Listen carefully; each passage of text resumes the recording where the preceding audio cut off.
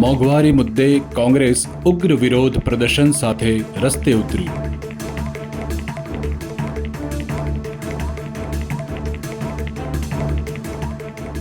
રાંધણ ગેસના આસમાને પહોંચેલા ભાવો અને ગેસની અછતના મુદ્દે થરાદ કોંગ્રેસના આગેવાનો અને મહિલા કાર્યકરો રસ્તા પર ઉતરી આવ્યા હતા અને સરકાર વિરોધી સૂત્રોચ્ચાર કર્યા હતા.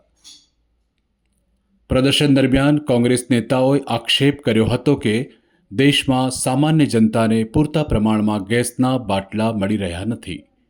જ્યાં ગેસ ઉપલબ્ધ છે ત્યાં કાળાબજારી થઈ રહી છે અને ગરીબ તથા મધ્યમ વર્ગના પરિવારોને ભારે હાલાકી ભોગવવી પડી રહી છે.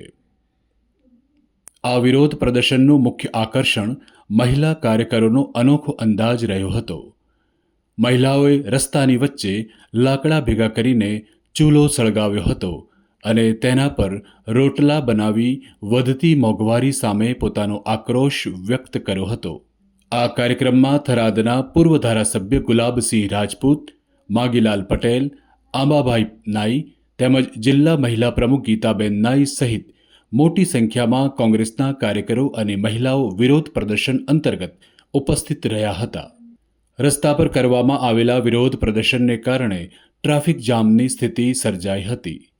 મામલો ઉગ્ર બનતા સ્થાનિક પોલીસે ઘટના સ્થળે પહોંચી પૂર્વ ધારાસભ્ય ગુલાબસિંહ રાજપૂત અને જિલ્લા મહિલા પ્રમુખ ગીતાબેન નાઈ સહિતના કોંગ્રેસ આગેવાનોની અટકાયત કરી તેમને પોલીસ સ્ટેશન લઈ જવાયા હતા.